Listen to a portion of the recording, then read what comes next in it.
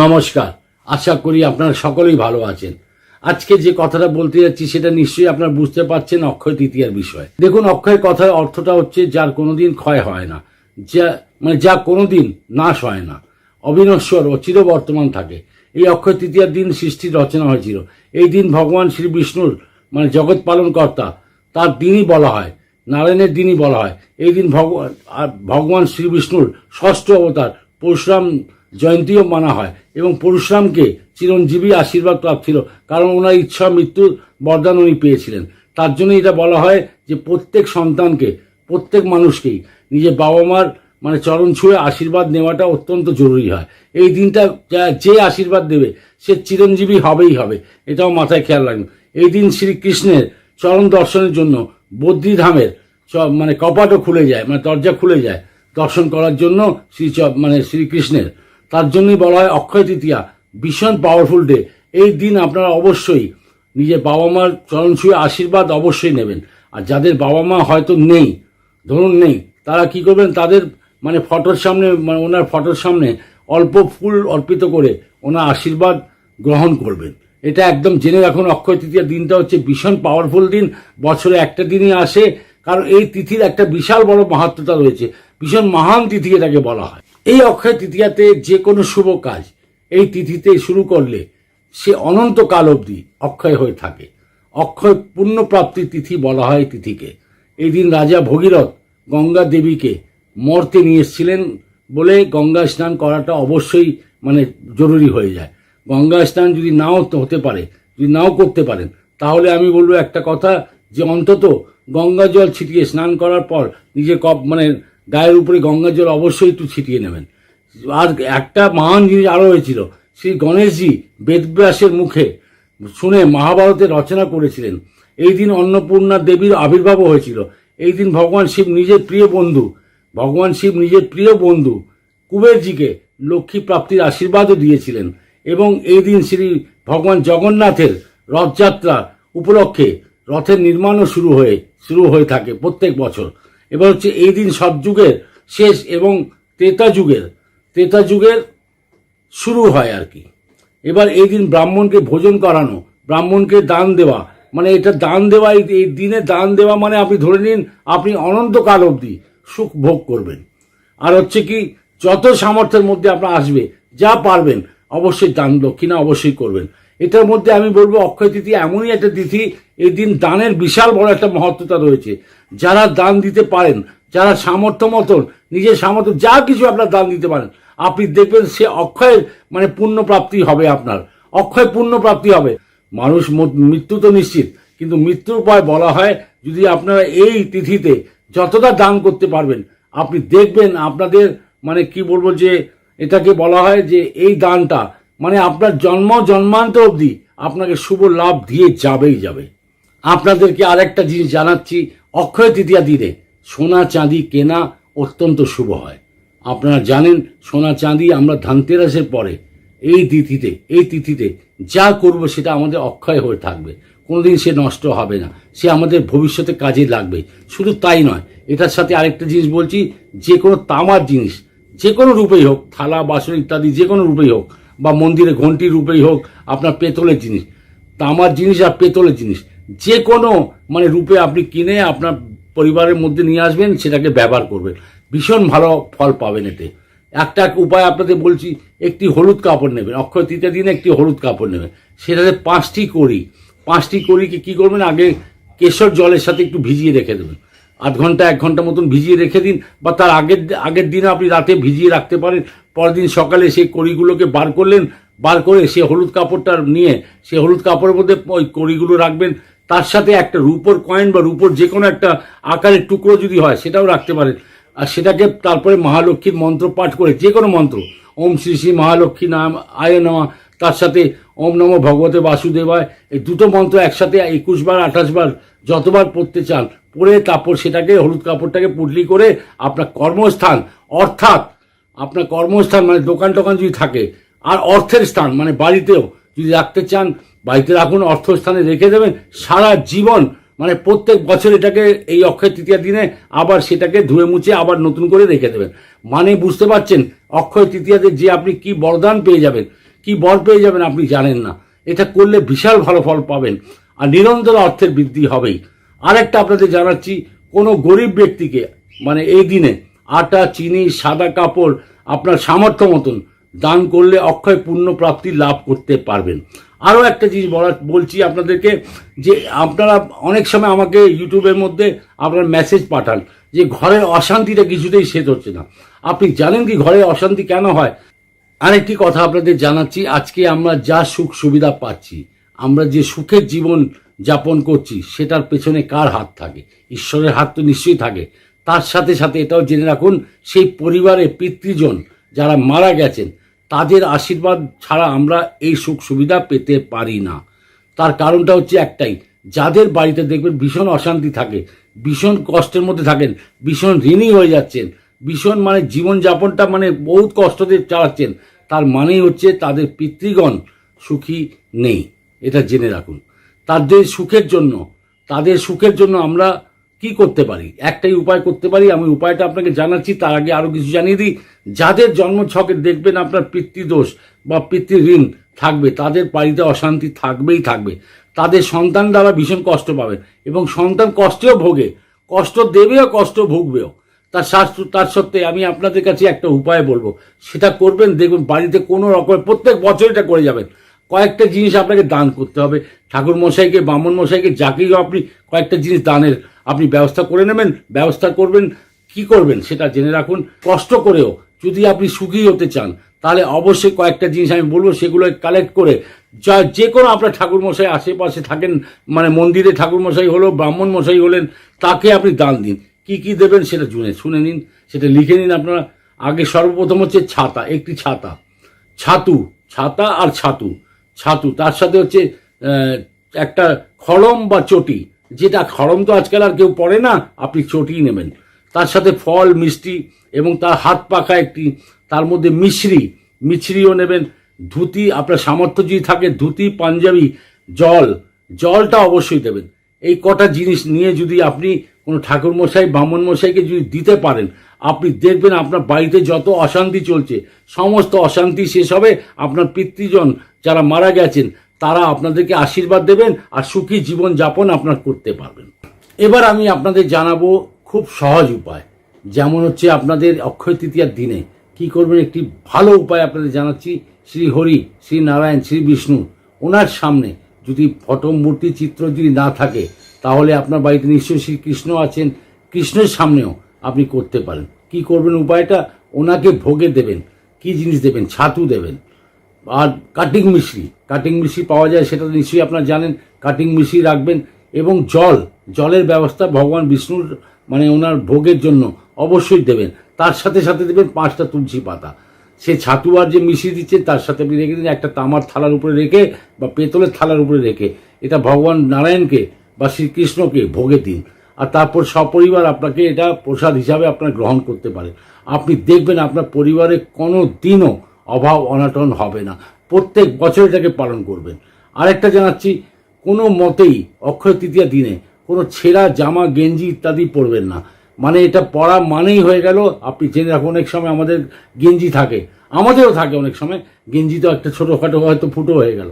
গেঞ্জি, জামা মানে প্যান্ট যা পরছেন, আপনার যা কিছু নারীরাও যা পরছেন, কোনো মতেই কোনো ছেঁড়া জামা ইত্যাদি পরবেন না। তাহলে কি হবে? দারিদ্রতা আপনার পিছা ছাড়বে না। এটা এই দিনে অন্তত, এই দিনে একদমই পড়বে, এমনি পড়তে নেই। তাছাড়াও আমি বলছি এই দিন তো বিশেষ করে একদমই পড়বেন না। যতই হোক না কেন, যতই কষ্টের মধ্যে আছেন, আপনি ভালো করে দেখে নেবেন জামা, প্যান্ট ইত্যাদি সব কিছুকে, যাতে কোনো রকমের ছেঁড়া পাটা না থাকে।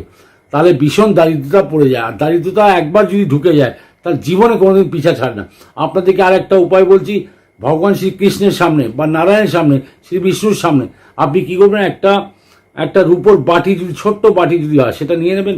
বাটিটার মধ্যে কি করবেন তার আগে শুনে নিন, যে অল্প চাল নেবেন, এমন চাল নেবেন, আতপ চাল নেবেন, গোবিন্দভোগ চাল নেবেন, বা আপনি বাসমতি চালও নিতে পারেন। সেটাকে ভালো করে ওটাকে হলুদ দিয়ে মাখিয়ে নেবেন, শুকনো হলুদ দিয়ে, গুঁড়ো শুকনো হলুদ, সেটাকে নিয়ে ভালো করে মাখিয়ে নেবেন। তার মধ্যে এই বাটির মধ্যে আর চালগুলো রেখে দেবেন।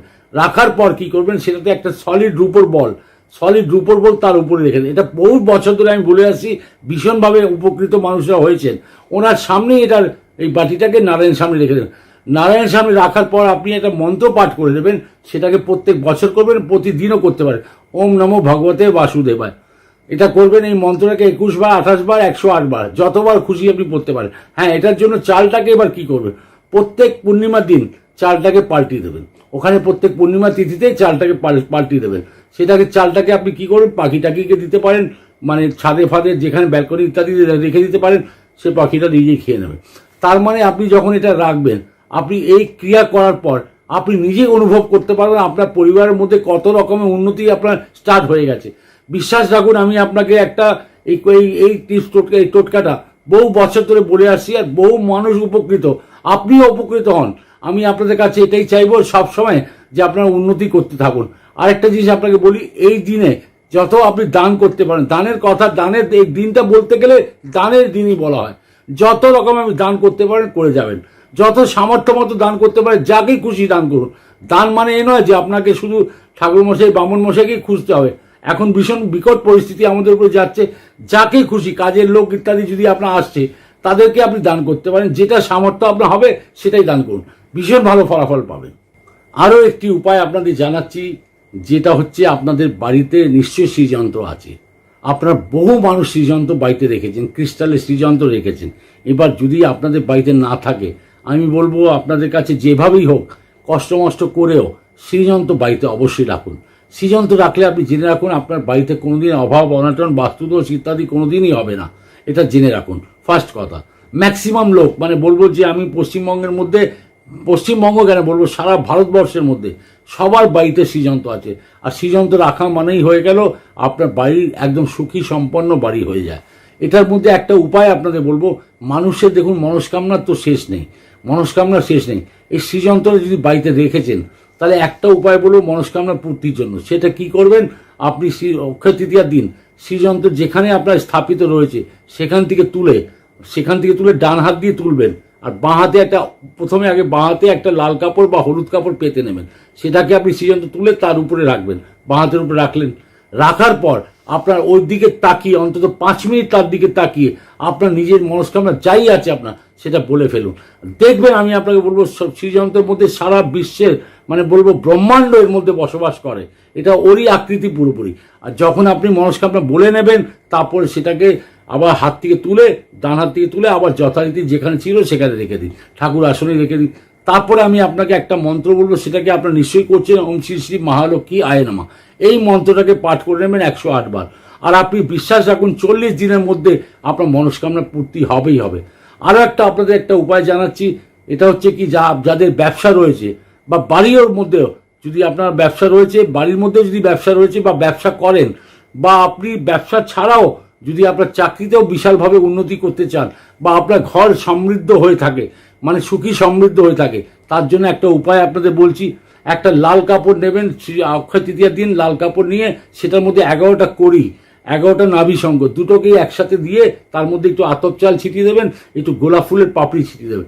সেটার পর ওই একই মন্ত্র ওম শ্রী শ্রী মহালক্ষ্মী আয় নমঃ 108 বার বলে এই পুটলিটাই করে আপনার ব্যবসার স্থানে বা আপনার বাড়িতে যেখানে আপনি ব্যবসা করছেন সেখানেও ভেতর দিকে, দরজার ভেতর দিকে আপনি টাঙিয়ে দিন, উপরে মাথার উপরে টাঙিয়ে দিন।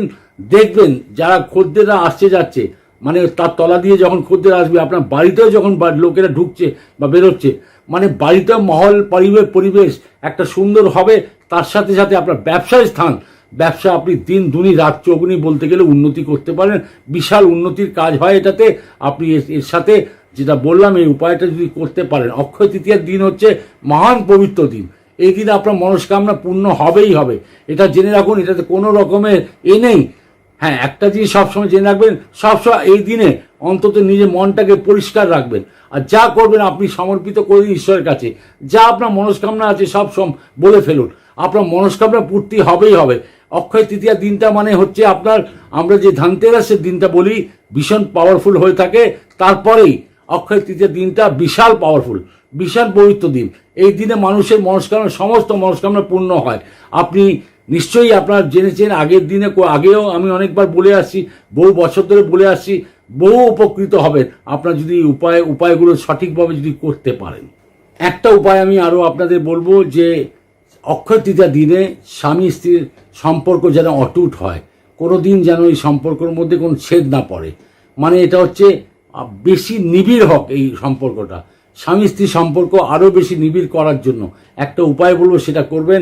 একটা গ্লাসে, মানে সেই দিন একটা গ্লাসে দুধ নেবেন, দুধ নিতে পারেন বা শরবত নিতে পারেন বা মিষ্টি দ্রব্য যে জিনিসটা হয়, মিশ্রি, শুধু জল মিশ্রি যদি বলে একসাথে গুলে সেটাকে আপনার স্বামীকে আপনি খেতে দিন।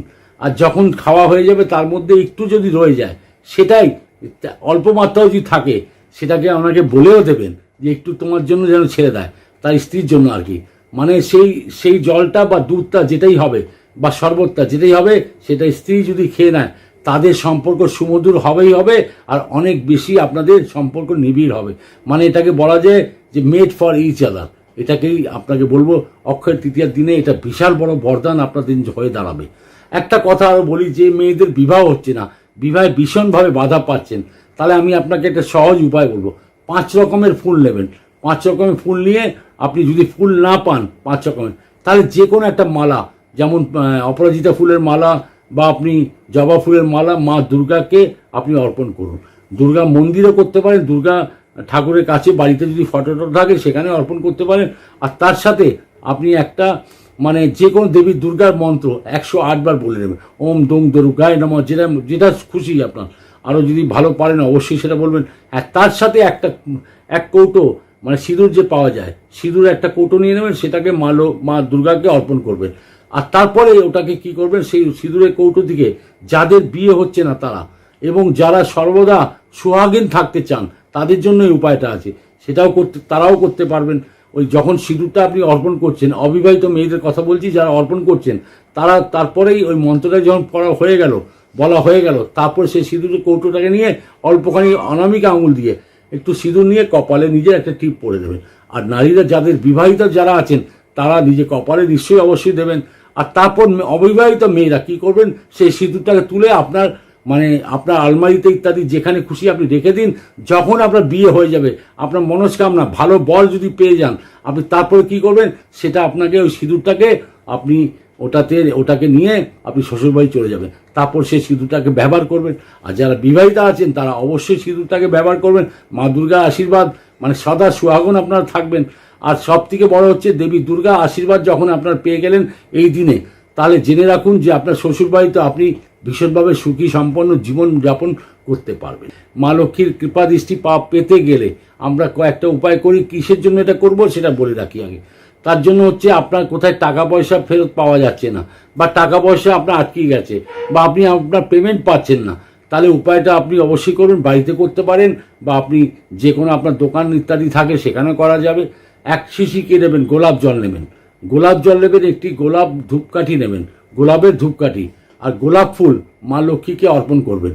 এটা করার ফলে আপনি দেখবেন আপনার খুব তাড়াতাড়ি যত রকমের টাকা পয়সা ফেরত পাচ্ছেন না, বা আটকি রয়েছে, পেমেন্ট পাচ্ছেন না, আটকি রয়েছে, আপনি মন প্রাণ দিয়ে এটাকে ঠিকভাবে মা লক্ষ্মীকে অর্পণ করুন। আর তার মধ্যে আপনার দেখবেন অবশ্যই আপনার টাকা পয়সা ফেরত পাবেন, আর পেমেন্টও পাবেন। আরেকটা কথা জানাচ্ছি আপনাদেরকে, এটা বলেছিলাম, আগেও বলেছি, যে এই দিন দানটা অবশ্যই করবেন। দানের মধ্যে বিশেষ কয়েকটা দেখবেন, সাধ্যমতো দান করুন না। আপনি যতটা পারবেন, যতটা জিনিস পারবেন, এমন নয় যে আমি কয়েকটা জিনিস বলছি সবগুলোই করতে হবে, তার মধ্যে নয়। একটা জলের বোতল যদি কাউকে আপনি গরিবকে যদি দান করেন, তাতেও দেখবেন আপনার বিশাল ভালো ফল পাবেন, একটি পুণ্য লাভ পাবেন। আর কি বলতে পারি, একটা করবেন, একটা মাটির কলস নেবেন। কলসটা নেবেন, সেই কলসটার সাথে জল দিতে হয়, কিন্তু জল ভরে আপনার দেওয়াটা সম্ভবপর হবে না। জলের বোতল, 2-1টা বোতল নিতে পারেন। তার মধ্যে দেবেন ছাতু, যত সাধ্যের মতন হবে ছাতু দান করবেন। এবং তার সাথে সাথে মিষ্টির রূপের যে কোনো জিনিস, সন্দেশ ইত্যাদি, লাড্ডু যা হয়, আপনার 5 রকমের ফল দিতে পারেন। তার মধ্যে তরমুজ আর বেল, এটা অবশ্যই দেবেন। হাত পাখা দিতে পারেন, আপনি ছাতা দান করতে পারেন, দই দিতে পারেন, এবং ঠাকুরমশাইয়ের জন্য জুতো বা চটি দিতে পারেন। কাটিং মিশ্রি দান করবেন। তার সাথে হচ্ছে আপনার ধুতি বা পাঞ্জাবি, আপনার সামর্থ্য যদি থাকে তাহলে ধুতি পাঞ্জাবি ঠাকুরমশাইকে অবশ্যই দান করবেন। এই কয়েকটা জিনিস যদি দান করতে পারেন, আপনি অক্ষয় পুণ্য লাভ করতে পারবেন। এই দিনে দান করা মানে বিশাল বিশাল বিশাল উন্নতির দিন হয়। আপনি জেনে রাখুন যে অক্ষয় তৃতীয়া মিনস হোয়াট, যে অক্ষয় তৃতীয়াকে বলা হয় যার কোনো ক্ষয় হয় না। আপনি ক্ষয় হয় না, আপনার পুণ্যটা, মানে দানের পুণ্যটা আপনার কোনোদিন ক্ষয় হবে না। আপনার সে এক না একটা দিন সে আপনাকে রিটার্ন দেবেই দেবে, আপনাকে রিটার্ন ফল দেবেই দেবে। আপনি জেনে রাখুন এই দিন অবশ্যই দান করবেন, সকলেই করেন আপনার যত সাধ্য মতন। কিন্তু আমি জানি এই সময় ভীষণ কষ্টের দিন যাচ্ছে, যাকেই পারবেন আপনার কাজের লোক বা কোনো গরিবকে যদি একটা বটল যদি জল, মিনারেল ওয়াটার, আজকাল তো ওটাই দান হয়, কারণ এমনি জল দিলে কিছু হয়তো উল্টোপাল্টা হয়ে যেতে পারে, তার জন্যই বলা হয় মিনারেল ওয়াটার। একটা বোতল আপনার কাজের লোককে বা কোনো জমাদার, কোনো গরিব লোককে দান দেওয়া মানেই আপনার বিশাল পুণ্যের কাজ আপনারা করতে পারবেন। আপনারা সকলেই জানেন 365 দিন বছরের হয়ে থাকে, এবং এই বছরের 365 দিনের মধ্যে 4টি তিথি বিশাল মহত্বপূর্ণ হয়। এই 4টি তিথি হচ্ছে কি, সর্বপ্রথম হচ্ছে অক্ষয় তৃতীয়ার দিন একটা, তারপর হচ্ছে বিজয়া দশমীর দিন একটা, তারপর হচ্ছে বৈশাখ মাসের প্রথম তিথি একটা, তার সাথে হচ্ছে আপনার কার্তিক মাসের প্রথম তিথি। এই 4টে তিথিতে সমস্ত রকমের আমরা জেনে রাখি যে তার মধ্যে সব থেকে পাওয়ারফুল হচ্ছে অক্ষয় তৃতীয়ার দিন। অক্ষয় তৃতীয়ার দিনটা হচ্ছে বিশাল মহত্বতার দিন, এবং যে কোনো কাজ আপনি এই তিথিতে শুরু করতে পারেন। যে কোনো শুভ কাজ আপনি এই তিথিতে করলে আপনি জেনে রাখুন সেটা অক্ষয় হয়ে থাকবে, কোনোদিন নষ্ট হবে না, মানে সারা জীবন আপনি সুখী হবেন। আরেকটা কথা বলছি আপনারা নিশ্চয়ই এই বছর মানে প্রত্যেক বছর দেখে থাকেন যে একটা সাময়িক বিবাহ হয়ে থাকে। সাময়িক বিবাহ এই দিন একটা জিনিস বলবো, দিনক্ষণ দেখতে লাগে না, কোনো নক্ষত্র দেখতে লাগে না, কোনো মানে পাঁজি খুলতেই লাগে না। একটা জিনিস জেনে রাখুন, অক্ষয় তৃতীয়ার দিন কোনো পাঁজি খুলতে লাগে না, কোনো দিন কোনো সময়টা দেখতে লাগে না, কোনো নির্ঘণ্ট দেখতে লাগে না যে এই দিন আপনি এই শুভ কাজ করতে পারেন কিনা। আপনাকে ঠাকুরমশাইয়ের কাছে, জ্যোতিষীর কাছে যাওয়ারও দরকার নেই। আপনি নিজেই জেনে রাখুন যে অক্ষয় তৃতীয়া দিন যে কোনো কাজ আপনি স্টার্ট করছেন, আপনি বিশালভাবে উন্নতি পাবেন।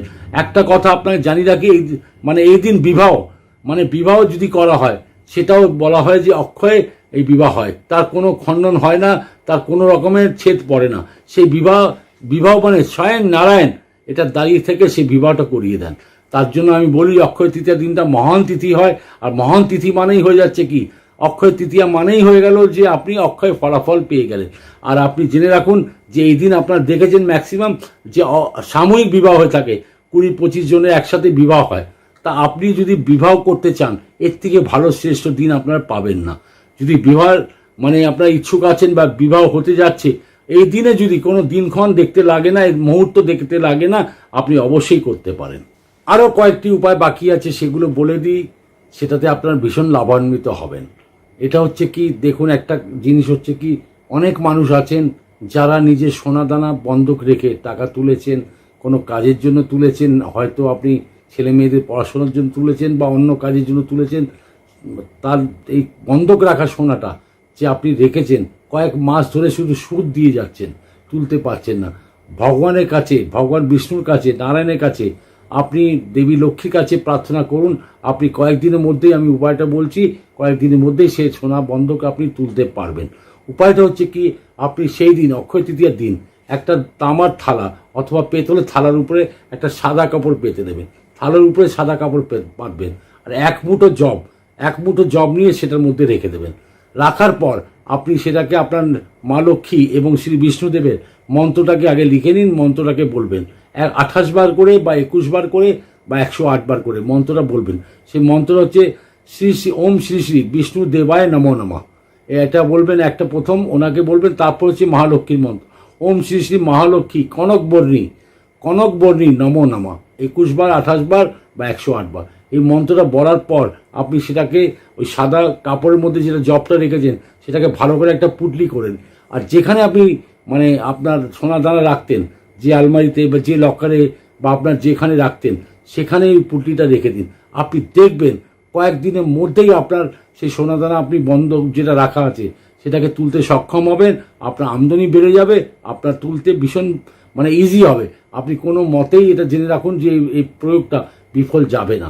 আমার ভীষণ কষ্ট হয় যাদের সোনা দানা বন্ধক রেখে, ঠিক আছে মানছি সেটা প্রয়োজন আপনি তুলেছেন, আর ছেলে মেয়েদের ভালোর জন্যই আপনি তুলেছেন, কিন্তু যদি কয়েক বছর উপর বছর হয়ে যাচ্ছে, এটা রাখাটা অনেক দিন যদি হয়ে গেল, তাহলে আপনার মনের কষ্ট কত হচ্ছে আপনি নিশ্চয়ই বুঝতে পারছেন।